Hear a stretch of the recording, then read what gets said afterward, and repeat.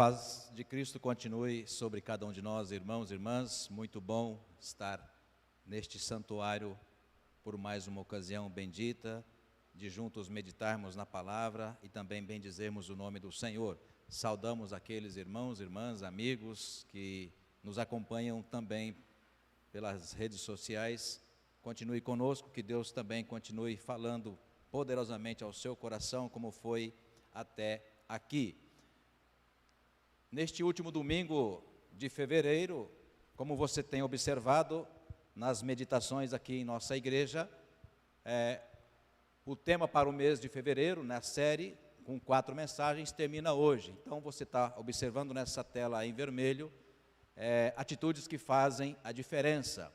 Algumas mensagens que mencionaram a diferença na vida do outro, por vezes diferença na sua própria vida, quando você decide ter atitudes, e essa decisão, não apenas uma decisão racional, mas nós cremos que no poder do Espírito Santo, muitas vezes atitudes que você não percebia ou sequer sabiam que deveriam ser tomadas, e o Espírito Santo, a palavra do Evangelho, tocando no seu coração, te convencendo, foram tomadas, e depois de um tempo em testemunho, ao olhar para trás, você chega à conclusão: a melhor decisão, a melhor atitude que tomei, mudou a minha vida, mudou as pessoas que estão ao meu redor. Então são esses temas, aliás, são esses assuntos que nós tratamos aqui neste mês de fevereiro. E hoje, então, na nossa última mensagem que queremos compartilhar com você, então, o título está aí, e assim eu convido você a encontrar o texto comigo, no Antigo Testamento, livro de Juízes, no capítulo 6, livro de Juízes, no capítulo de número 6, o texto é longo, mas considerando que talvez você conheça bem a história, se não, não se preocupe, porque a gente vai recorrer a ela em alguns momentos, mas por hora vamos ler apenas 4 versos, 25, 26, 27, 28 e 29, então, matemática correta, 5 versos. Juízes, capítulo 6, a leitura do verso 25 até o verso 29. Como você já conhece o nosso hábito, e é salutar que você assim o faça, mantenha a sua Bíblia aberta, confira cada texto que for sugerido, caso você não tenha tanta habilidade para encontrá-lo, anote com caneta, porque, como vocês têm percebido e sabem, aqueles que estão há mais tempo conosco nesta igreja, aqueles que estão nos visitando, os presbiterianos têm por muita tradição enfatizar a leitura da palavra, para que você possa aos poucos ir conhecendo e colocando em prática aquilo que você mesmo crê e tem aprendido da palavra. Então, mantenha o texto aberto aí. Para quem tem tablet ou celular, mantenha ligado pelo menos por um instante para conferir. Amém? Todos encontraram? Verso 25. Naquela mesma noite lhe disse o Senhor: toma um boi que pertence a teu pai, a saber, o segundo boi de 7 anos, e derriba o altar de Baal, que é de teu pai, e corta o poste ídolo que está junto ao altar. Edifica ao Senhor, teu Deus, um altar no cimo deste baluarte, em camadas de pedra, e toma o segundo boi, e o oferecerás em holocausto, com a lenha do poste ídolo que vieres a cortar. Então Gideão tomou 10 homens dentre os seus servos e fez como o Senhor lhe dissera. Temendo, porém, a casa de seu pai e os homens daquela cidade, não o fez de dia, mas o fez à noite. Levantando-se, pois, de madrugada, os homens daquela cidade, eis que estava o altar de Baal destruído. Presta atenção no verbo, destruído, derribado, e o poste ídolo que estava junto dele, cortado, e o referido segundo boi fora oferecido no altar edificado. Uns aos outros diziam: quem fez isto? E perguntando e inquirindo, disseram: Gideão, o filho de Joás, fez esta coisa. Pois bem, quando nós falamos de zona de conforto, talvez se você porventura não estiver habilitado ou familiarizado com essa expressão, zona de conforto, me permita, não quero aqui diminuir a sua capacidade intelectual, mas apenas chamar a sua atenção para alguns detalhes. A zona de conforto de que queremos falar nessa noite não é, por exemplo, esta aí. Imagina, ainda mais com esse calor que está fazendo, a gente descer até o litoral norte ou sul e descansar ali no fundo de uma casa, olhando para o mar, numa rede como essa. Isso é conforto, mas não é o conceito que nós estamos utilizando aqui, ou que queremos utilizar, chamado de zona de conforto. Vamos imaginar, tente imaginar, claro, viajar ou voar na primeira classe, numa quase que uma cabine como essa. Tudo. Quando você entra num avião, a primeira coisa que te dizem, desliga o celular ou coloca no modo avião. E aí, para aqueles que têm hábito de ficar o tempo todo no celular, já é a primeira frustração. Caso você decida viajar de primeira classe, você não terá esse problema. Você terá internet de última geração, você terá conforto, você poderá tomar um banho, você poderá fazer uma refeição completa, e se quiser, viagem longa, de 12 horas, 15 horas para o exterior, você ainda poderá tirar um bom sono. Conforto? Muito, imagino. Nunca viajei, nem por exterior, e nem muito menos de primeira classe, né? Para quem já foi, fico imaginando de fato conforto. Mas zona de conforto descreve, ao contrário desse conforto, nós estamos pensando conforto para a alma, conforto para o corpo, conforto familiar, porque as férias de alguma forma promovem isso. Não é deste conforto que nós queremos nesta noite refletir, mas sim aquele que descreve uma situação de fragilidade emocional. Fragilidade emocional. Então, zona de conforto é um tema bastante trabalhado na psicologia, porque a zona de conforto, de alguma forma, não significa conforto, mas que numa situação determinada você tem alguns benefícios, mas que te custam muito caro. E a psicologia chama isso de zona de conforto. Ainda que você tenha alguns pseudo-confortos, mas te custam muito caros. Te adoecem fisicamente, te adoecem emocionalmente, e com muitos textos que nós conhecemos da palavra, citaremos aqui alguns, te adoecem também espiritualmente. Então é desta zona de conforto que quero me referir. Vamos ver alguns exemplos. A pessoa vive um conforto aparente, porém paga um preço alto para não alterar a situação, ainda que viva uma dor silenciosa. É disso que estamos falando sobre a fragilidade emocional. Este filósofo, lá do século IV a.C., Platão, conta na sua obra A República sobre o mito da caverna. Você conhece o mito da caverna? Acho que o Carlos conhece, alguns aqui, jovens estudantes, devem conhecer. E chama-nos bastante atenção o mito da caverna, porque de alguma forma aqueles que vivem guardados ali naquela escuridão da caverna, insalubre, com poucos recursos, ainda que seguros, em algum momento do dia, com a luz do sol, refletia aquilo que era de fora, o externo, e trazia para dentro da caverna algumas imagens de animais lindos, uma ideia de tranquilidade, pastos verdejantes, e eis que de repente alguém sai da caverna e consegue ir lá fora. E aí vai lá fora e constata-se de fato que sair daquela pseudo-zona de conforto da caverna, que você tinha pouca coisa, mas você estava vivo, você tinha poucas alegrias, mas você tinha comida, ainda que em condições bastante escassas. E aquele que volta para dentro da caverna diz: olha, lá fora é extraordinário, lá fora é fantástico, lá fora existe uma vida absolutamente linda e feliz. Aqueles que estavam dentro, ainda que sofrendo, ainda que vivendo de ilusão, simplesmente não acreditaram. Pois bem, próximo. Esta cama de divã, como você está observando ou pode observar, sim, a pessoa está na cama, está se aconselhando com alguém ou conversando com alguém, mas a imagem representa uma cama de pregos. Tente imaginar, deitado sim, mas numa cama de pregos. É só algo para você pensar. Esta é uma outra imagem. Mas dentro do aquário nós temos comida, todo dia cai aqui um pouco de comida, a gente tem água, a gente tem companhia, mas você está no aquário. É claro, é só uma ilustração para você pensar. E a última, aí, a ideia de que você pode sair, mas sempre o medo de que a saída sempre será constrangedora, ou difícil, ou arriscada. Ainda que passando aquela ideia de que, não, eu sofro, tenho algumas dificuldades, mas até então aqui eu também, de alguma forma, estou bem ou estou garantido. Portanto, irmãos e irmãs, é desse tema que eu quero refletir com vocês.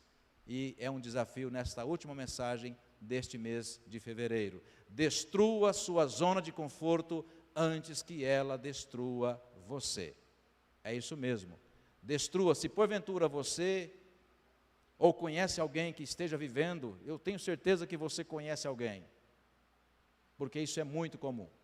Isso é comum no casamento, isso é comum na vida material, na vida financeira, isso é comum nos nossos relacionamentos familiares, isso é comum no ambiente de trabalho.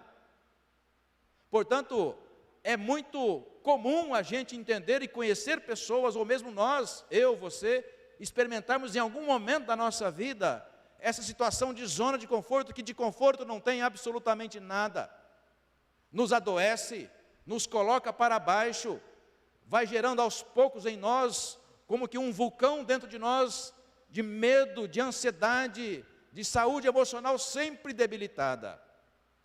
Por isso, irmãos e irmãs, nessa noite o desafio é, se a gente está vivendo assim, se você está vivendo assim, quem sabe para você, nessa noite o desafio é, destrua hoje mesmo essa pseudo-zona de conforto. E como fazer isso, pastor?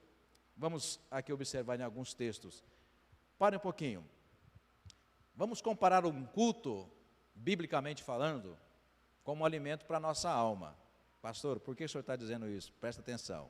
Nosso culto já passou de 1 hora. E bênção até aqui.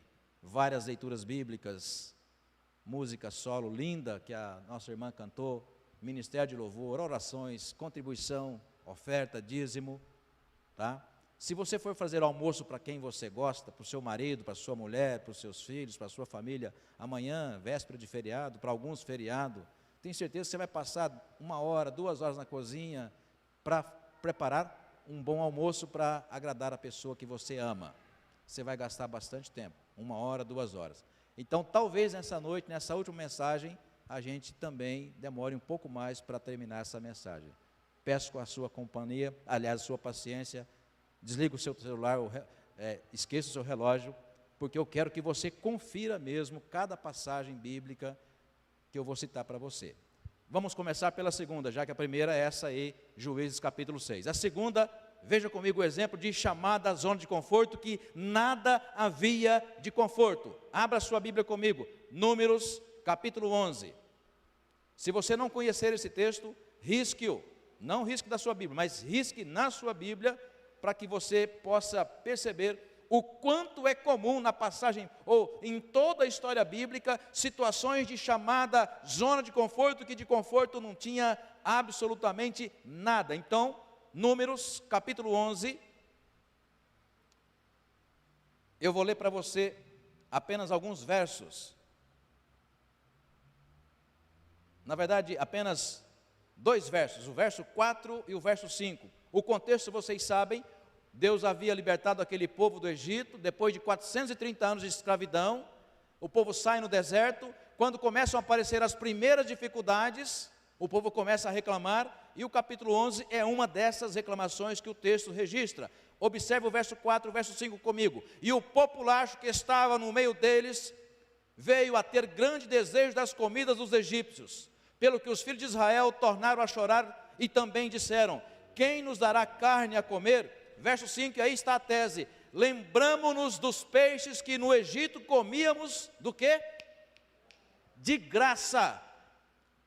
Preste atenção, igreja, 430 anos de escravidão, morte, humilhação, tristeza, angústia, dor, falta de esperança, e de repente na primeira dificuldade, pós-libertação, na primeira dificuldade, ouve-se isso como que num coral grande, olha, lá no Egito era ruim, mas nós tínhamos carne, nós tínhamos pepinos, nós tínhamos peixes, e aquela comida era de graça. Presta atenção, igreja, você acha mesmo que era de graça? Zona de conforto, que de conforto não há absolutamente nada. Aquela comida era cara, muito cara, custava a esperança daquele povo, custava a vida espiritual daquele povo, porque aquele povo não podia adorar o seu Deus, porque estavam em regime de escravidão, não tinham templo, não tinham palavra, não tinha esperança, não tinha vida, não tinha absolutamente nada. Próximo texto, acompanhe comigo. Neemias, capítulo 1, um pouco mais adiante aí do texto de Juízes mesmos. Vai caminhando um pouco mais, não está muito distante de Salmos. Se você tiver alguma dificuldade para encontrar, encontra primeiro o Salmo que está sempre no meio da Bíblia, volte um pouco e logo você vai encontrar Neemias, capítulo de número 1.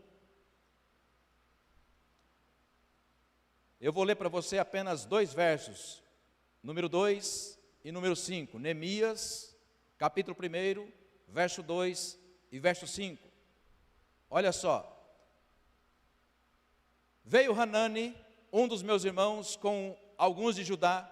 Então lhes perguntei pelos judeus que escaparam e que não foram levados para o exílio acerca de Jerusalém. Verso de número 5. E disse... Aí eles vão dar conta, né? No verso 3, disseram-me, os restantes que não foram levados para o exílio, para a escravidão, se acham lá na província, estão em grande miséria e desprezo, os muros de Jerusalém estão quebrados, derribados e as suas portas queimadas. Verso 4, tendo eu ouvido essas palavras, assentei-me e chorei e lamentei por alguns dias e estive jejuando e orando perante o Deus dos céus. Verso 5, e disse, Senhor, Deus dos céus, grande e temível, que guardas a aliança e a misericórdia para com aqueles que te amam e guardam os teus mandamentos. Ou seja, naquele momento, 2 coisas chamam a atenção de Neemias. A primeira delas, ele vai lembrar de que ele é judeu, ainda que nascido no exílio. Ele vai lembrar que os seus pais, estamos vivendo, aspas aqui, em tempo semelhante com a guerra na Ucrânia. Aquelas pessoas estão surpreendendo o mundo. Eu imagino para você também. Então Neemias, mesmo não tendo sido nascido em Jerusalém, ele reconhece que o seu povo é aquele povo de Jerusalém, que os seus antepassados eram de Jerusalém. Ele reconhece que o Deus de Jerusalém é também o seu Deus. Então, numa primeira situação, ainda que numa zona de conforto, sabe por quê, igreja? Porque ele era o chefe de cozinha do rei Artaxerxes. A sua vida era preservada porque ele era precioso para o rei. Naquela época era muito comum envenenar, uma das formas de matar o adversário era comida envenenada. Daí você imagina a função que Neemias exercia no palácio. Só que quando ele ouve a mensagem acerca de Jerusalém, do templo, dos muros derribados, e quando ele fala, na verdade, como estão meus irmãos, tudo quebrado, sem esperança, tristes, aí vem o segundo momento, ele faz uma oração a Deus, e irmãos e irmãs, coisa linda, ele rompe com essa pseudo zona de conforto. Neemias reconhece que aquilo não era uma zona de conforto, porque ele era judeu. Ele era temente a Deus, estava num país estrangeiro, numa religião estrangeira, e o seu coração ainda batia por aquela alma, por aquela alegria que havia em Jerusalém. Suposta zona de conforto que deveria ser destruída, e Neemias destrói. Ele aceita o desafio e vai para Jerusalém enfrentar as dificuldades, porque Deus estava ali naquele momento falando ao seu coração. Próximo texto, ainda no Antigo Testamento, você conhece o texto, abra comigo, Daniel capítulo 1. Se você achou Salmos para encontrar Neemias, agora vai lá para frente, passa Salmos e continua. Você vai encontrar aí alguns livros, Provérbios, Eclesiastes, Cantares de Salomão, depois Isaías, Jeremias, Ezequiel, daqui a pouco você acha Daniel. Daniel capítulo 1.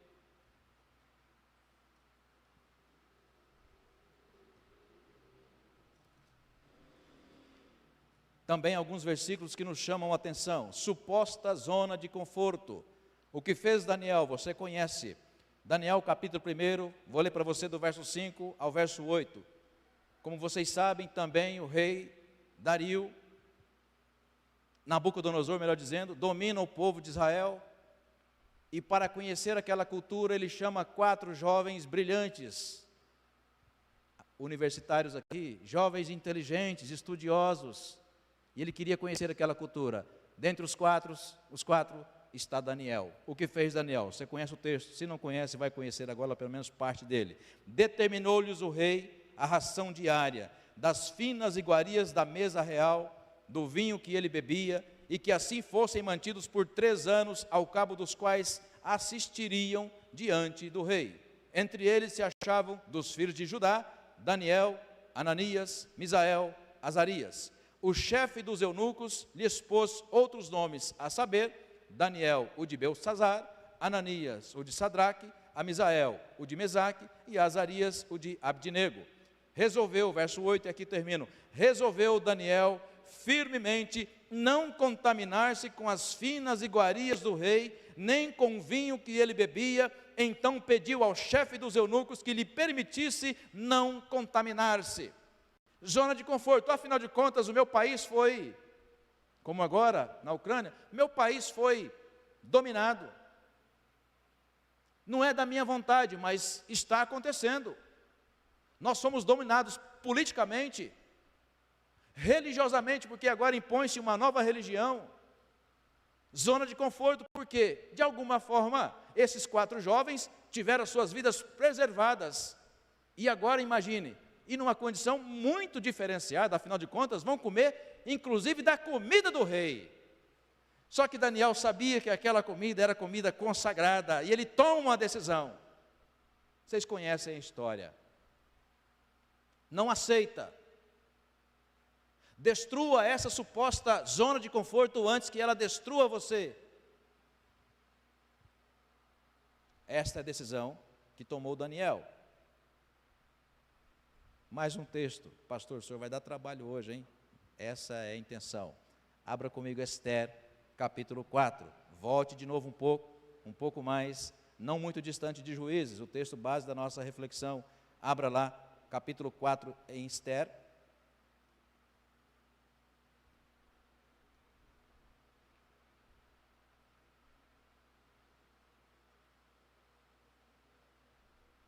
Esther, no capítulo 4.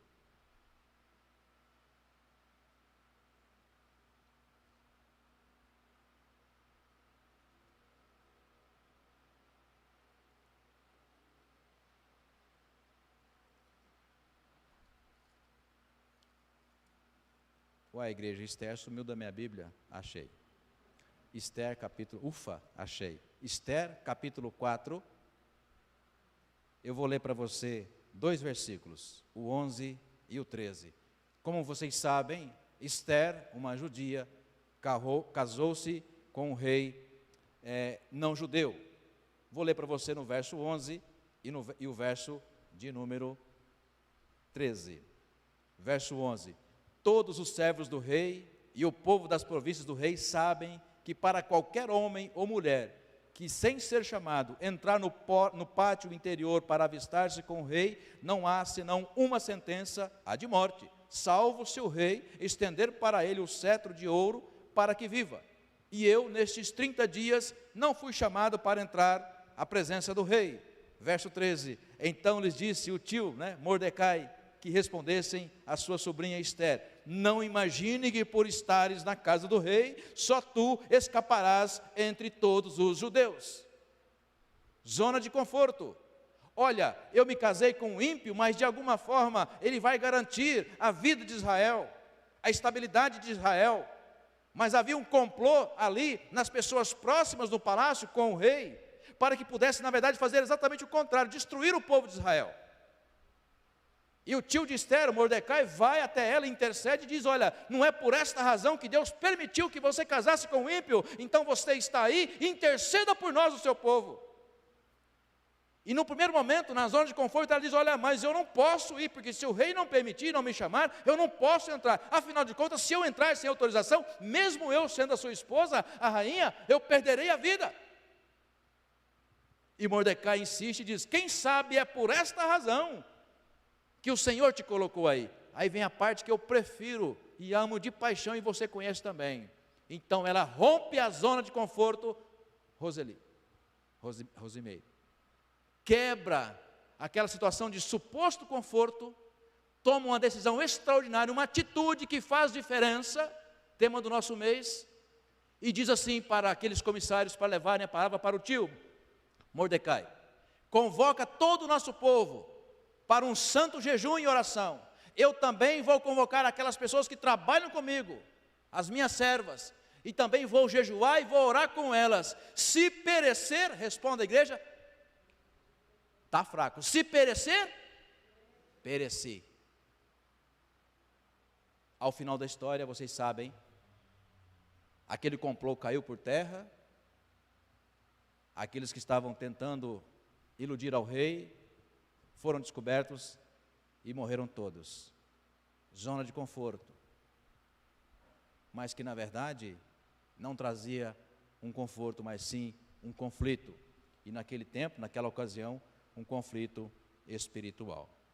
Por isso, para a gente ir na direção do tema que nós propomos para vocês ou para nós nessa noite, para a gente romper a zona de conforto, destruir a zona de conforto, precisamos, igreja, basicamente de duas coisas que vou chamar aqui de segredos. Segredos que podem ser descobertos, devem ser descobertos, que virarão receita. Tenho para mim que a primeira coisa para a gente destruir a zona de conforto, a gente precisa reconhecer que essa pseudo-zona de conforto não nos traz conforto.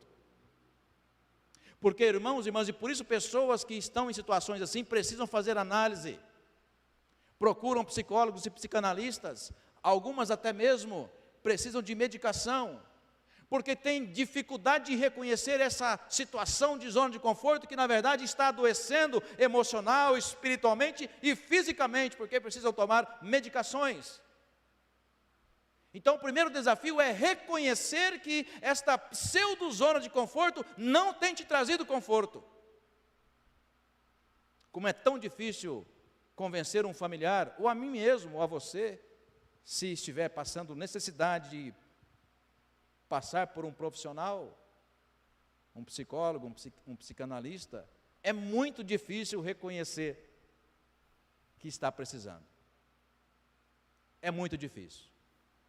Uma segunda coisa, caso você reconheça que aquela zona de conforto, na verdade, não te traz conforto, vem também a segunda coisa, que é, segundo ponto da receita, ter atitude. Tomar uma decisão, agir. Naquelas ilustrações que vocês viram, quem sabe é do peixinho, sair dali, pula fora. Não importa que para trás você tenha que deixar companhias, pessoas. Lilian, o texto que você leu aqui é magnífico, maravilhoso, de Gênesis 12. Não esqueça que o conselho de Deus para Abraão foi: sai da tua terra, da tua parentela, da tua família, das tuas coisas, da tua cultura, sai daí, sai dessa zona de conforto, porque enquanto você estiver com seus pais, você não terá propósito para atender aquilo que eu tenho para você. Vocês já ouviram mensagem aqui este ano sobre esse texto. E ele demora para tomar essa decisão. Por isso adoece muito mais ainda. Se porventura então você estiver nessa suposta zona de conforto, quem sabe é hoje, na última mensagem do mês, sobre o tema, Deus dizendo para você: você vai ter que tomar a decisão. E começa exatamente com a ideia de reconhecer: pastor, não preciso falar para o senhor, mas aqui no meu coração eu estou vivendo uma situação semelhante. O que eu estou achando que é conforto, na verdade não é conforto, está me matando. E eu preciso tomar uma decisão. Abra comigo um texto, ainda no Antigo Testamento, 1 de Reis, capítulo 19. Primeiro livro dos Reis, capítulo 19.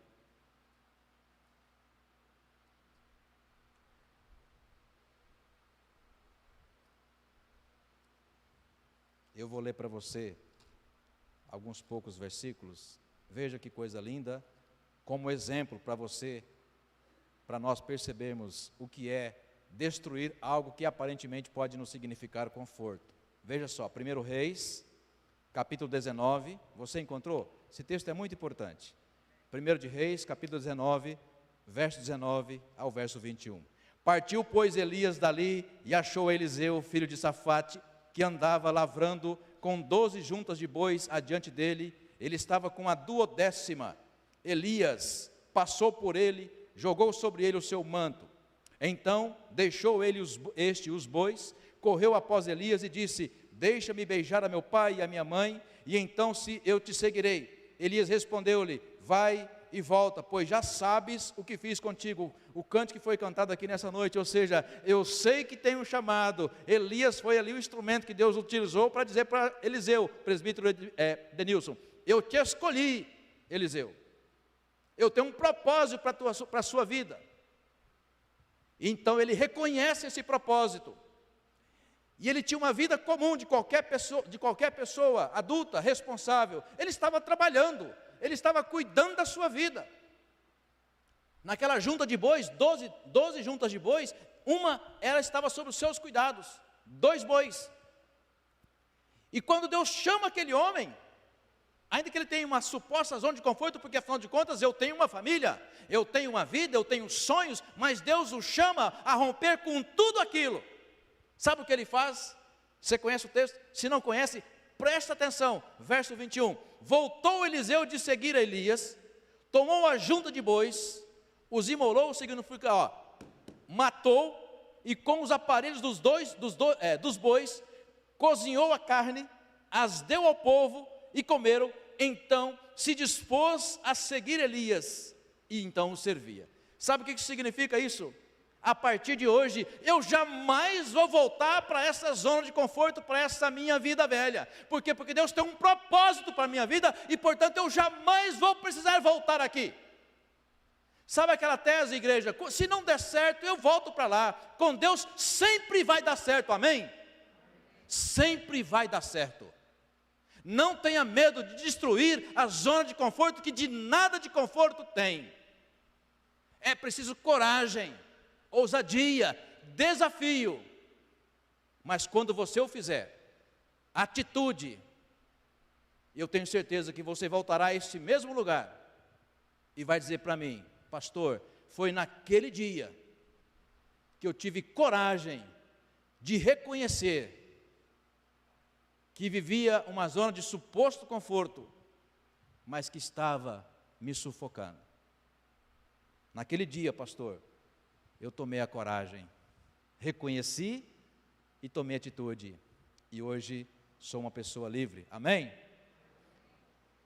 Eu poderia passar aqui numa improvisada vigília falando desse tema a noite inteira, porque eu amo de paixão, mas não nos programamos para isso. Então, volte os seus olhos lá para Juízes e vamos partir para o final da nossa meditação.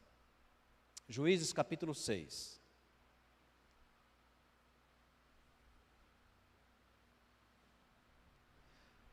Num primeiro momento que eu quero compartilhar com você, nessa tese de zona de conforto, os laços do passado têm uma força muito grande que nos impedem, em muitas situações, de conquistar os nossos futuros ou o nosso futuro. Vou repetir para você. Aquilo que nos liga ao passado, a nossa história de vida, nossa história familiar, os traumas que nós carregamos, nós construímos, as decepções, ainda que algumas alegrias, as conquistas, isso faz quem a gente é até um determinado momento da nossa vida. E muitas vezes, irmãos, irmãs, igreja, esses laços do passado, Marcos César, nos impedem muitas vezes de conquistar coisas novas que Deus tem para nós. E é este o caso, pastor, onde está Gideão? Porque o senhor desapareceu do texto, é agora, voltamos para ele. E eu quero que você repare comigo alguns detalhes do passado de Gideão. O texto nos dá essa informação. Então abra lá, se você fechou o texto, Juízes capítulo 6. Qual eram então os laços que prendiam Gideão ao seu passado? Capítulo 6, verso 1. Repare comigo. Fizeram os filhos de Israel o que era mal perante o Senhor. Por isso, o Senhor os entregou nas mãos dos midianitas por 7 anos. Prevalecendo o domínio dos midianitas sobre Israel, fizeram estes para si, por causa dos midianitas, as covas que estão nos montes, e as cavernas e as fortificações. Porque, olha só, porque cada vez que Israel semeava, os midianitas e os amalequitas, como também os povos do Oriente, subiam contra ele. E contra ele se acampavam, destruindo os produtos, a plantação da terra, até a vizinhança de Gaza. E não deixavam em Israel sustento algum, nem ovelhas, nem bois, nem jumentos. Então o contexto era esse. Se você for ler capítulo 1, capítulo 2, capítulo 3 de Juízes, se você não é familiarizado com a história, você vai entender aonde eu quero chegar. Quem não conhece aquela frase, versículo bíblico maravilhoso, que é o livro que encerra Josué, capítulo 24, Josué é o último livro antes de Josias, Juízes. Josué 24, verso 15, se enganado não estiver. Hoje vocês têm a escolha para fazer atitudes. Eu não sei quem vocês vão escolher, mas Josué fala, eu já fiz a minha escolha. Vamos dizer juntos? Eu e a minha casa. Assim termina, Carlos, o livro de Josué. Morre Josué, no mês seguinte, vamos dizer assim, no mês seguinte, os próximos líderes trazem tudo de volta para Israel, para Jerusalém, aquilo que ele havia derribado, quebrado, ou seja, nós precisamos voltar àquela zona de conforto, que de conforto não havia nada. Eles voltam a erguer os altares, os templos, todos que haviam sido consagrados a Baal. Capítulo 1, capítulo 2, capítulo 3, de forma descarada, cada tribo vai e traz tudo de volta, aquelas tranqueiras para o templo de Jerusalém, ou para o povo em Jerusalém. Deus simplesmente retira a sua mão e diz, vocês caminham sozinhos e continuem na vossa zona de conforto, porque nesse projeto eu não estou junto. Capítulo 6 vai narrar o que aconteceu. O povo plantava, os midianitas iam, quebravam tudo, destruía a plantação, e eles estavam numa draga terrível, caminhando por conta própria. Tem a terra, tem as tribos, tem o templo, de alguma forma, aspas, uma certa zona de conforto, mas que de conforto não havia nada. E eis que aparece o anjo a Gideão. Veja comigo, verso 11.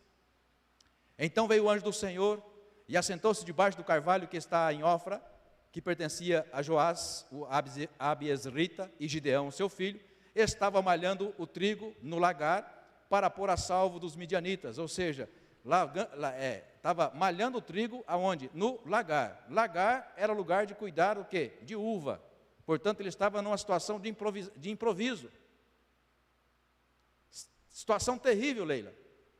No lagar, cuidando do trigo e não da uva, porque eles derrubavam, eles quebravam, não dava para fazer. Verso 12, então o anjo do Senhor lhe apareceu e disse, o Senhor é contigo, homem valente. E ele responde, Gideão, Senhor meu, se o Senhor é conosco, por que nos sobreveio tudo isso?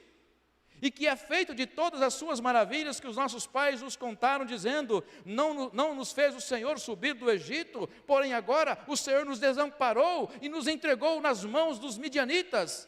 Então se virou o Senhor para ele e disse, vai nessa tua força e livra Israel da mão dos midianitas, porventura não te enviei eu? E ele continua ainda reclamando, verso 15, e ele ainda diz, Senhor meu, com que livrarei a Israel? Eis que a minha família é a mais pobre em Manassés, e eu, o menor na casa de meu pai. Tornou-lhe o Senhor, já que eu estou contigo, ferirás os midianitas como se fossem um só homem. Ele continua falando.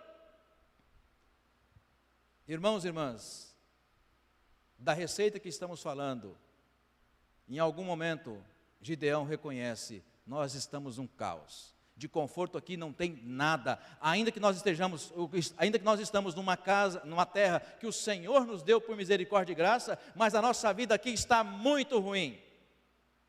Então ele reconhece. E em segundo lugar, ele é desafiado a tomar uma atitude, a tomar uma decisão. E ele pede muitos sinais para Deus, como você conhece o texto, mas ele toma aquela decisão. Decidiu quebrar tudo. Decidiu, na verdade, reconhecer que Deus tinha um propósito para ele. Capítulo 7, aí mesmo, Veja comigo, no capítulo 7. Depois que Deus fala com ele, fortifica, fortalece, dá esperança, agora Deus vai colocar em prática o propósito que é libertar o povo do jugo dos midianitas. Verso 3. Então Deus falando com ele, ele convoca o povo. Apregou-a, pois, aos ouvidos do povo, dizendo: quem for tímido, medroso, volte para o acampamento. Tá? Não sei se você conhecia o texto. Vou dizer de novo, verso 3. Diga isso ao povo. Deus falando com Gideão: quem for tímido e medroso, volte para a sua suposta zona de conforto. Quando ele diz isso, igreja, só naquele dia, 22 mil pessoas vão ficar para trás. Por isso, irmãos e irmãs, ainda que a mensagem venha para nós, muitos de nós vamos preferir continuar na suposta zona de conforto, porque por medo, eu sofro durante muito tempo nesse casamento, mas de alguma forma, algum momento eu ainda tenho uma suposta alegria, na minha família, no meu trabalho, na minha vida espiritual. Se Deus estiver falando com você, então é nesta noite, destrua esta suposta zona de conforto. Se Deus começar a trabalhar na sua vida nessa direção, então tenha coragem, reconheça e tome uma atitude.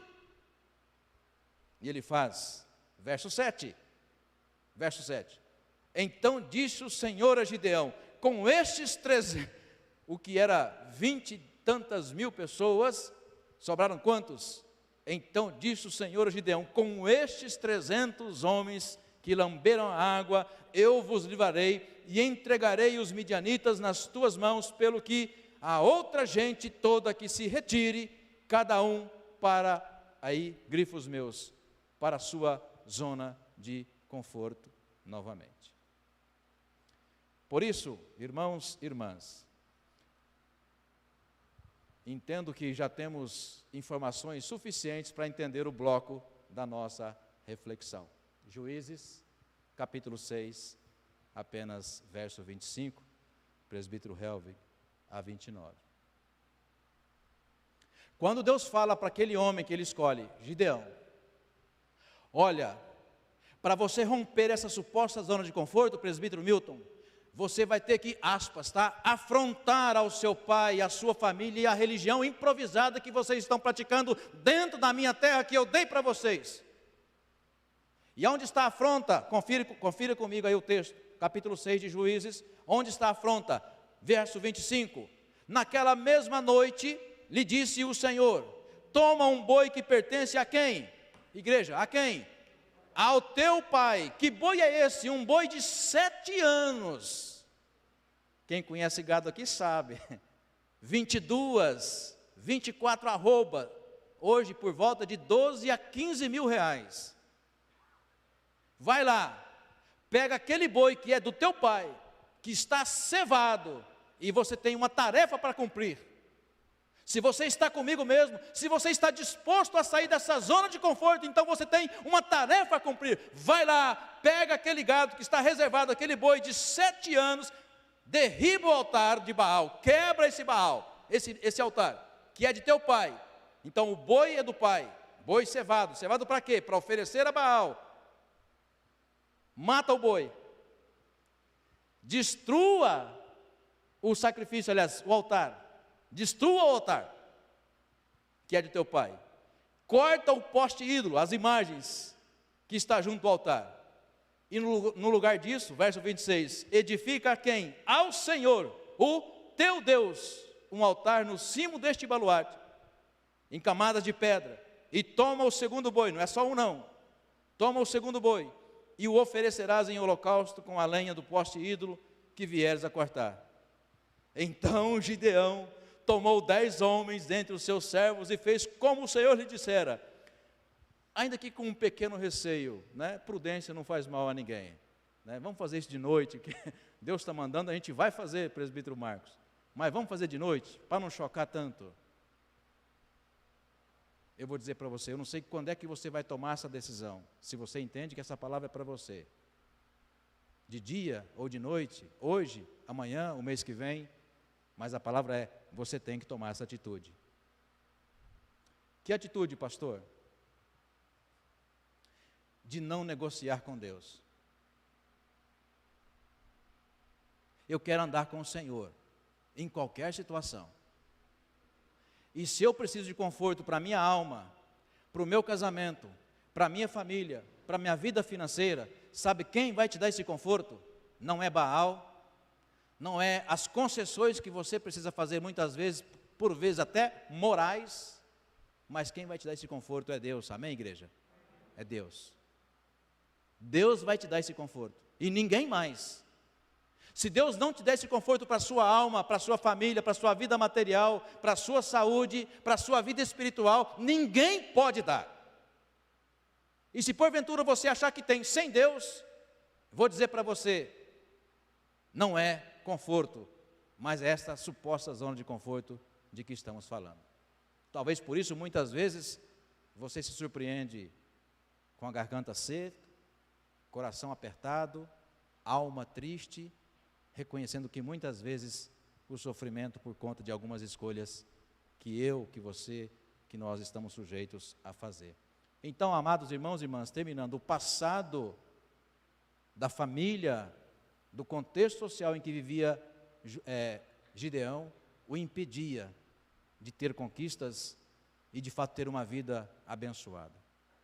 Por isso ele precisou de tomar decisões radicais, contra o pai, contra a religião do pai, contra a vila, vamos dizer assim, a sociedade, o povo, porque no dia seguinte, quando descobrem, você viu comigo o verso de número 29, confira, e uns aos outros diziam, quem fez isso daqui? Quem fez? E logo vão dizer, foi Gideão. Mas não é Paulo, o apóstolo Paulo quem disse, o Deus que começou boa obra na sua vida, Ele vai completar até o final, amém? Vamos terminar. Um segundo momento, nessa noite Deus nos desafia a parar de ilustrar, de potencializar os nossos problemas. Quando a gente reconhece a zona de conforto, que de conforto não tem nada, a gente, psicologicamente falando, fica procurando algumas justificativas. Ah, pastor, tem muita tristeza, dá muito trabalho, mas de vez em quando também é bom. Não. Deus quer vida plena para você. Mas Deus não abre mão de ser exclusivo na sua vida. Ou você está com Deus, ou você não está. Deus é zeloso.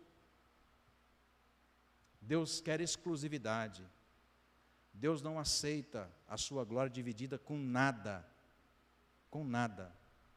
Por isso, se você tiver coragem de tomar essa atitude, de quebrar essa suposta zona de conforto, ainda que você tenha que ter inicialmente alguns problemas familiares, materiais, problemas de diversas ordens, mas se você estiver tomando a decisão de andar com o Senhor, no final, assim ou tal qual Gideão, que vai entrar em Hebreus capítulo 11, naquele famoso capítulo dos heróis da fé, você confere em casa, estará lá o nome de Gideão.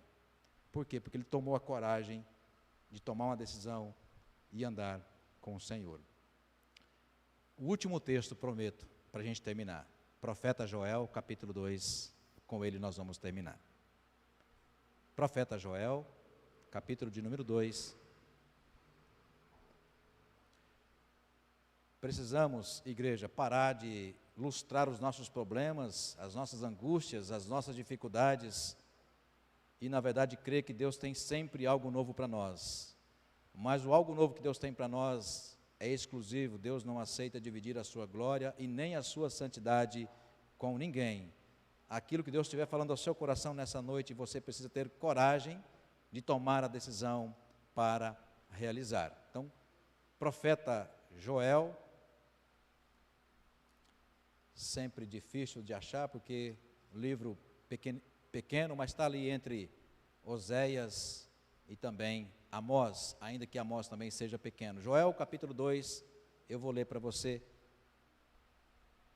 versos 12 a 16, depois o 25 ao 27. Você encontrou comigo? Joel capítulo 2, vou ler para você. Ainda assim, agora mesmo, diz o Senhor, convertei-vos a mim de todo o que? O vosso coração, e com jejum, choro, pranto, rasgai o vosso coração e não as vossas vestes. Convertei-vos ao Senhor vosso Deus, porque Ele é misericordioso, compassivo, é tardio em irar-se e grande em benignidade, se arrepende do mal. Aí vem o verso 14 para terminar aqui. Quem sabe se não se voltará e se arrependerá e deixará após si uma bênção, uma oferta de manjares e libação para o Senhor vosso Deus. Verso 25. Depois ele fala, se tomar essa atitude, de se arrepender, de jejuar, de reconhecer que precisa de mudança e destruir essa suposta zona de conforto, então vem a promessa no verso 25, restituir-vos-ei os anos que foram consumidos pelo gafanhoto migrador, pelo destruidor, pelo cortador, o meu grande exército que enviei contra vós outros. Comereis, olha só a igreja, abundantemente, e vos fartareis, e louvareis o nome do Senhor vosso Deus, que se ouve maravilhosamente convosco, e o meu povo jamais será envergonhado. Sabereis que eu estou no meio de Israel, e que eu sou o Senhor vosso Deus, e não há outro, e o meu povo jamais será envergonhado. Por isso, irmãos e irmãs, Deus de fato tem para nós, o seu povo, uma vida de conforto. Conforto físico, espiritual, familiar, no casamento, para tudo que nós sonhamos e necessitamos. Mas para isso precisamos ter coragem de estar fechado com o Senhor, amém? Ele é o nosso Deus, Ele é o nosso Senhor. Se Ele estiver conosco, sendo o Senhor da nossa vida, certamente o conforto é conforto mesmo. Que Ele assim esteja na sua graça e infinita misericórdia, continuando a nos abençoar, hoje e sempre, em nome de Jesus. Amém.